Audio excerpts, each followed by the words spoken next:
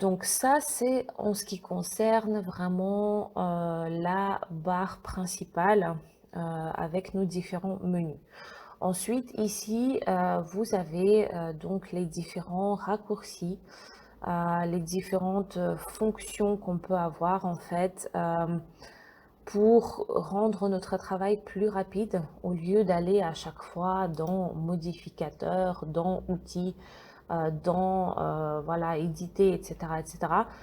Vous avez donc ces boutons qui sont là, qui nous facilitent énormément la tâche. Donc, comme je vous ai dit, si jamais il y a des boutons que vous n'utilisez absolument pas, voilà, vous les enlevez de cette manière-là. Vous cliquez gauche là-dessus. Vous cliquez avec votre bouton droit de la souris dessus. Et là, par exemple, je sais que ça, c'est les contraintes d'axe. Parce que c'est le premier qui s'affiche. Donc je vais tout simplement le décocher et il va disparaître comme par magie. Donc pour vraiment nettoyer votre espace de travail et le rendre vraiment personnalisable en fonction de votre travail, en fonction de ce que vous avez besoin, cette fonction est très utile. Donc par exemple, moi ici, ça me sert à rien du tout. Donc j'enlève projet. Voilà, et puis tout le reste, je garde parce que je l'utilise assez souvent. Après, par exemple, ce que j'enlève également, c'est la barre ici, en bas. Cette barre, ça sert pour faire les animations. Donc, en l'occurrence, ce que je fais, c'est que je clique droit là-dessus. Et là, je vais voir la glissière temps. Donc, la glissière temps, c'est pour voir la durée de l'animation. Et en l'occurrence, dans les rendus d'intérieur, euh, si on a envie de faire des animations, on en a besoin, on l'affiche. Si on ne fait pas d'animation, on l'enlève et comme ça nous libère de l'espace dans notre fenêtre. Donc ensuite, ce qu'on peut voir, c'est également les différents objets donc qu'on peut créer ici. Donc comme je vous ai expliqué, ça ce sont les objets en 3D que vous pouvez créer. Ici vous avez leur modificateur. Donc lorsque vous avez un objet que vous créez, vous avez la possibilité d'appliquer différents éléments qui vont s'afficher ici une fois que l'objet est créé. Vous avez la hiérarchie qui permet de gérer le pivot de l'objet, donc le point de pivot de l'objet. Également, tout ce qui est affichage, vous avez la possibilité d'afficher de manière différente, soit par la couleur de l'objet, soit par la couleur du matériau. Et parfois, ça peut vous faciliter en fait la vie tout simplement pour gérer votre scène visuellement parlant. Vous avez également les différents utilitaires qui se trouvent ici, que vous pouvez voir au fur et à mesure où vous avancez dans votre travail. Si vous le souhaitez, on peut voir un peu plus en détail. Donc, je vais simplement vous montrer comment fonctionne ce panneau de commande ici. Donc, par exemple, quand vous allez créer une boîte comme ça, vous allez voir dans les modificateurs qu'il y a des paramètres donc, de cette boîte-là. Donc, on a sa longueur, on a sa largeur, on a la hauteur et on a des segments, ce qu'on appelle, donc par exemple, si je mets 5, 5, 5, vous voyez qu'il y a des traits qui s'affichent et tout ça, c'est pour vraiment mieux gérer l'objet, pour pouvoir le modifier à notre guise. Si on a envie de sélectionner vraiment que quelques parties de cet objet, on va par exemple utiliser un modificateur qui s'appelle éditer poly. On peut sélectionner des choses de cette manière-là. On peut les sélectionner avec simplement les bordures. On peut sélectionner voilà, plusieurs choses en même temps et on va le modifier comme bon nous semble. Donc tout va dépendre de comment vous avez envie de gérer votre objet. Et si on n'a pas envie de voir le dernier modificateur, par exemple, on peut simplement cliquer sur le petit œil et la modification disparaît. Donc ça, c'est une des possibilités d'éditer des objets. On a la possibilité également de copier ces modificateurs pour les appliquer à un autre objet. Et cela va vraiment accélérer notre travail avec l'édition des différents objets. Après, également, ce qu'on peut voir, c'est les différents raccourcis de 3ds Max, parce que c'est vraiment ça qui va faire que vous allez travailler de manière plus ou moins rapide.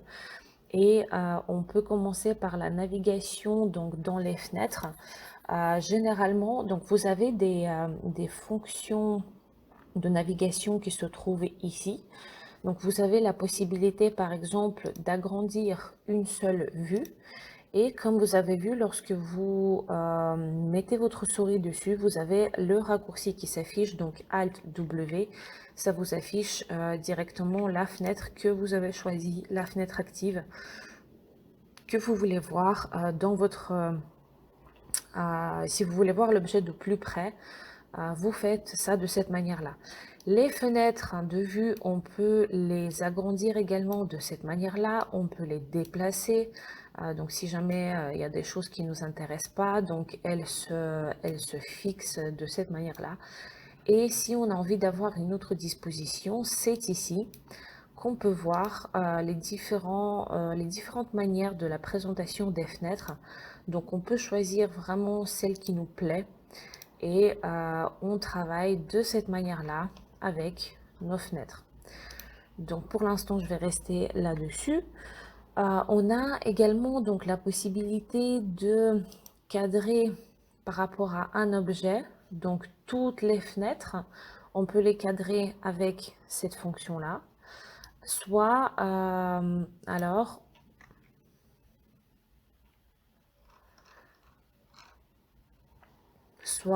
si on s'éloigne et on a envie de sélectionner cet objet et de le centrer par rapport à une fenêtre, on va appuyer sur la touche Z et le Z va nous cadrer notre fenêtre par rapport à notre objet. On a également donc la possibilité d'afficher l'objet en soit complètement en filaire.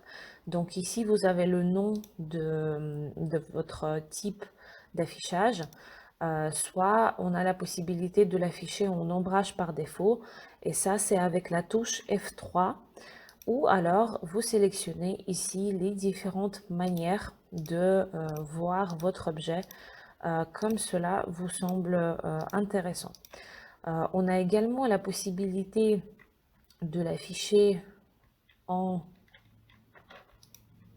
ombrage par défaut et d'afficher, comme vous voyez ici, les différents bords qu'on a créés dans notre panneau ici, quand on a mis les 5 ici.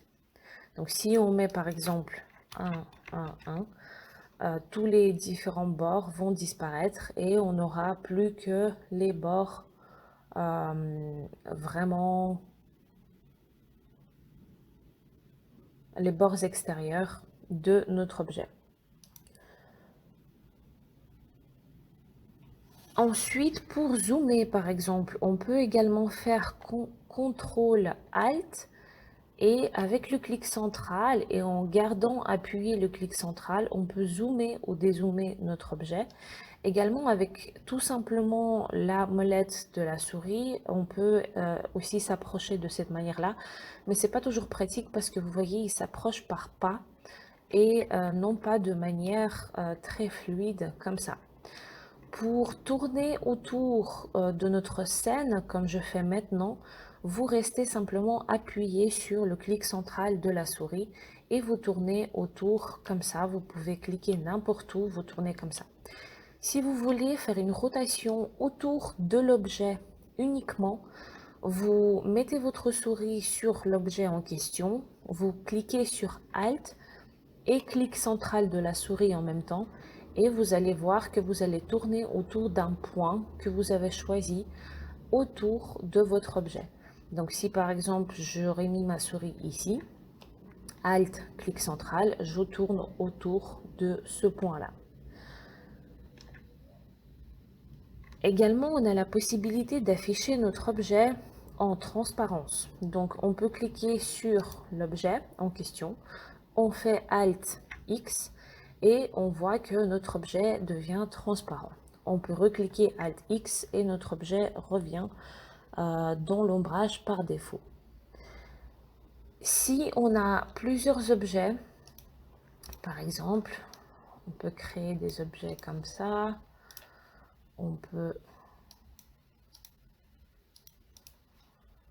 créer un objet ici.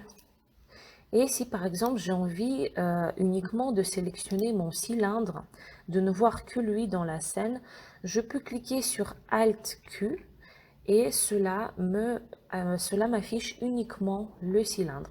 Sinon également cette fonction se trouve ici dans Isoler sélection et donc vous pouvez simplement cliquer là-dessus pour réafficher toute votre scène ou pour isoler un objet uniquement. Et dans le programme de 3ds Max, on n'a pas malheureusement la possibilité de copier un objet en faisant simplement CTRL-C, CTRL-V. Ça ne marche pas de cette manière-là. Donc pour copier n'importe quel objet, on va sélectionner l'objet et vous pouvez vous déplacer soit sur l'axe Y, soit sur l'axe X, soit tout simplement en restant sur le point de pivot au centre.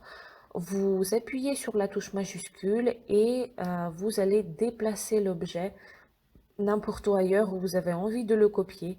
Et en maintenant la majuscule et le clic gauche, vous voyez que l'objet se copie. Et vous avez plusieurs possibilités de faire des copies. Généralement, ce qu'on fait, c'est que pour les lumières, par exemple, on va souvent utiliser instance. Pourquoi? Parce que de cette manière, lorsqu'on modifie une seule lumière, toutes les lumières vont se modifier en même temps. Alors que si on choisit par exemple la copie uniquement, on pourra vraiment modifier ces deux objets de manière différente et bien distincte. Vous avez la possibilité d'utiliser également les raccourcis pour ces touches-là. Et donc, au lieu de déplacer votre objet à chaque fois en cliquant là-dessus, donc sur ces boutons-là, on peut utiliser la touche W du clavier pour le déplacement, la touche E pour la rotation et la touche R pour l'échelle uniforme de l'objet pour modifier sa taille. Donc W, E, R, ils se trouvent tous les trois à côté sur le clavier. Si vous avez un clavier QWERTY ou Quartz, de cette manière-là, c'est très facile de... ça peut accélérer votre manière de travailler sur 3ds Max. Nous venons de terminer notre petite excursion sur l'interface de 3ds Max. Ce sont toutes les fonctions de base que je viens de vous expliquer et j'espère que cela vous a été utile et que vous allez pouvoir appliquer les différents raccourcis surtout. N'hésitez pas à vous entraîner de temps en temps pour vraiment vous habituer à ces raccourcis clavier parce qu'ils nous facilitent la vie par la suite. Ça améliore notre travail, ça le rend plus fluide et plus rapide. Et de cette manière-là, on gagne du temps pour modéliser nos scènes en architecture d'intérieur. Je vous remercie d'avoir suivi ce cours avec moi.